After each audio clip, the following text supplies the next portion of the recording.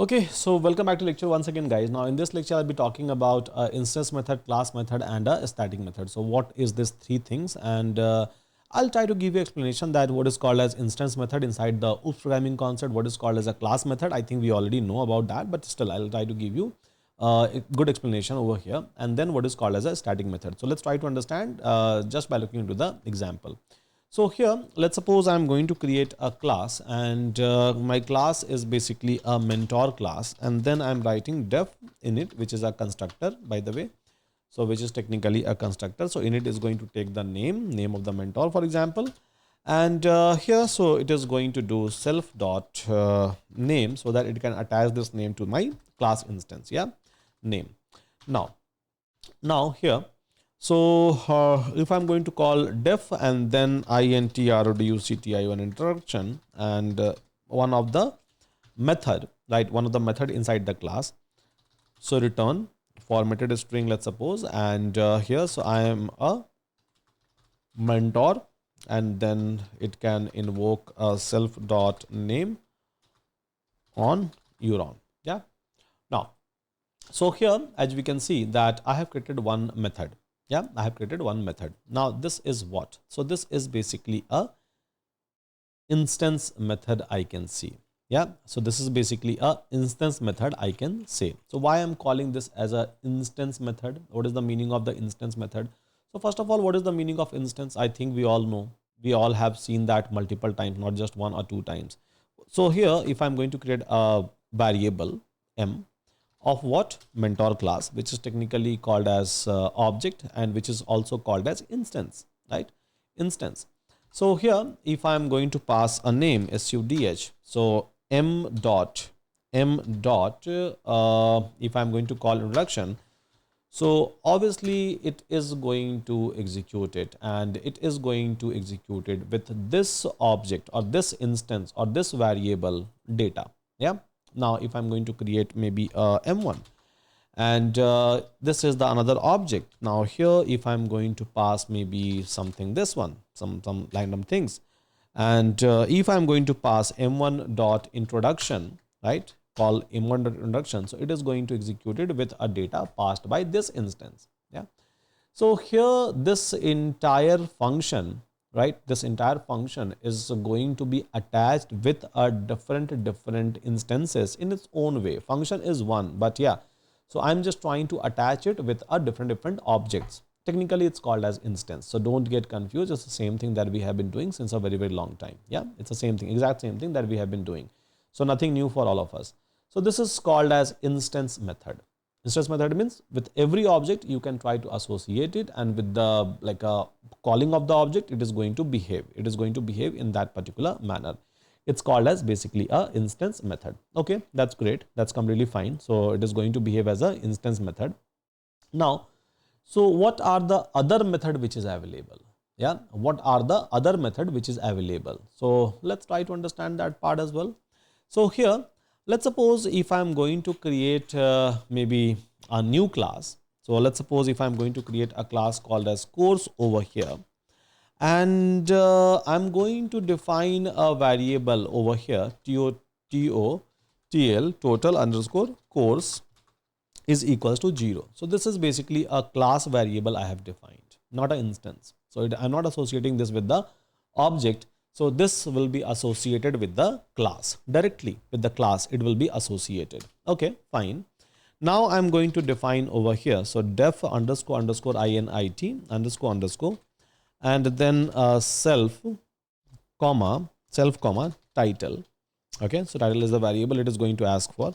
Self dot title is equals to title, and here, right, self dot title, so obviously it is going to define a title, and every time when I'm going to call an object, right, so every time whenever I'm going to call an object, so it should do what? So it should basically call this init, because this is what it will do, right? So whenever I'm going to call the object, it will call the init, and every time it should count that how many object is been created, how many object has been created at the end of the day. So how it is going to count? So here, every time whenever I'm going to call init, means init will be called when I'm going to create the object. Yeah. and it should increase this counter. It should increase this counter. So how it will be able to increase this counter? First of all, how I can access this variable? So to access this variable, I have to call my course, right? Course class dot total course. So with the help of this class itself, I can access this one, because this is associated with what? Total course variable is associated with what? A course, right? And just try to increment it. So course dot total course plus 1. So here what I'm trying to say is that whenever I'm going to call init, right? Whenever I'm going to create even a single object, it will do this. It will do this as well. So eventually at the end of the day, so if I'm going to do this, this is going to increment. Yeah, this is going to increment. Okay, that's great. Now, so let's try to create a function inside this class. So def get underscore total underscore course. Yeah.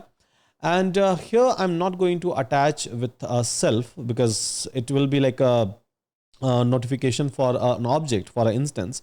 So here I'm going to write a CLS, right? Here I'm going to write a CLS, and then it should return what? So CLS dot total course, CLS dot total course, it is supposed to return.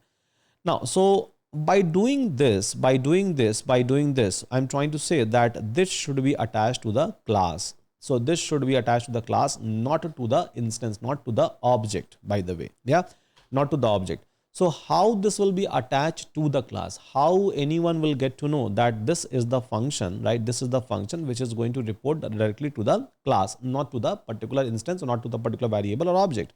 So here you can try to decorate it with something called as class method. So now with the help of this decoration, this entire function became a method of the class. This is what it means. Yeah, this is what it means. So this particular function is now directly associated with the class method. Simple, right? So execute it. Yeah, execute it. Now let me show you the demo.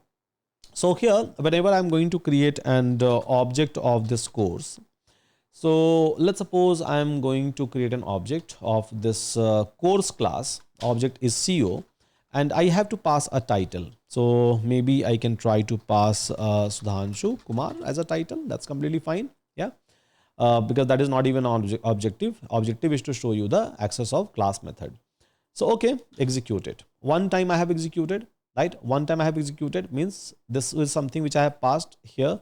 So it must be available to this one, and yeah, so CO dot, if I'm going to call CO dot here title, so I will be able to get the title. So whatever title which I have passed, I will be able to get the title. Now, so if I have to, right, if I have to basically access this total course, how I will be able to access? So what is a total course which I have created? Means how many total course object which I have created? How I will be able to get an access?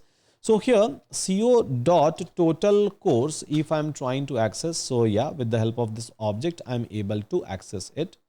Now let's try to create CO1, another object of the course class, COURSE course class. Let's try to create it. And this time title is equals to data science I have given. Now, so CO1 dot total course, and this became 2. So I'm trying to access a total course even with the help of object. And yeah, class objects are able to access whatever is there inside the class. Yeah. But the ideal way is to access this one is simply by calling a class. So here course dot total course, and it's 2. Now why it is giving me 2, by the way? So because I have created object how many times? 2 times. 1 over here and 2 over here. So 2 object I have created. Even if I'm going to execute it again, so counter will increase, because every time I'm going to do this, right? Every time I'm going to do this, it simply means that I'm trying to create an object, right? Simply means that I'm trying to invoke this init, and inside this I have kept the counter. Now, so here get a total course. So how I will be able to get this class method? So CO dot get total course, if I'm going to call, it is going to give me 2. So with the help of object, I'm able to call it, or the ideal way is to call the class and then get total course, and you will be able to access that. Yeah. So this is the method. This is the method by doing this. So this is the method. And as you can see over here, so convert a function to be a class method. A class method receive the class as an implicit first argument, just like instance method receive an instance. To declare the class method, use the idioms. So this one you have to use, yeah. So it can be called either on a class or on a instance. The instance is ignored except for its class. If the class method is called for a derived class object is passed to an implicit first argument. So now, so this is basically a class method that I was talking about. So now we are able to create successfully a class method, and with the help of class, I will be able to call it. And even with the help of like an object, I will be able to call it. That's completely fine. But the ideal way is to call it via the class, as simple as that. Okay. Now, so class method is fine. Instance method is fine. Yeah, instance method is fine. Now, so class method will directly belongs to the class, and obviously if something is a part of class, so you will be able to call it even with the help of instances. Now here, I'm going to create another class called as, let's suppose, students, students, students. And here, so I'm going to create a function is underscore valid underscore email, right? Is valid email. And someone is going to pass an email. It is going to check whether it's valid or not. So return, so if there is a @ in email, and if there is a dot in email, yeah, so it will try to check basically, so whether these things are available or not. It will return true or false. This is the very simple function I have created, nothing much, so no need to talk about the logic over here. But yeah, this is the simple function which I have created over here. Now you will say that you have not written something called as self. You have not written even CLS, which can eventually help it out in terms of like creating this as a class method or instance method. So what kind of operation you are trying to showcase to me? So here I'm trying to show you basically a static method, right? A method that you don't want to attach to anything, to a class or to an object. So in that case, what you can do is you can try to call a static method over here, decorator. And when you are trying to declare any method as a static method, you don't need a self now. Yeah, you don't need a self now. So now you will not be able to see @self @class name. You will not be able to see that. So when you have declared something as a static method, so now it's a free method. Anyone can call just a class name dot, and then anyone can call basically is valid email, simple class name dot is valid email, and anyone will be able to like utilize this. So Euron dot one. So it's neither a class method, it's neither a instance method directly. It's a static method which I have created. So here you don't have to pass even a first parameter as a CLS or first parameter as a self. Simple. So this is something called a static method. So it's just like a simple normal method that we used to define. So that we have been defining so far. So in the similar manner, I have just created one of the function. Likewise, you can try to create hundreds of the function, right? And just decorate it with the static method so that anyone can call just class and then that method, and they will be able to use it in a simplest possible manner without even creating the object. Yeah, without even creating the instances. So with that, guys, thank you so much, everyone. Take care and see you again in my next lecture. Hope all of you are learning, and yeah, assignment is important. Please try to complete the assignment. Then only you will be able to learn things in a real way. Yeah, with that, thank you so much, everyone. Take care.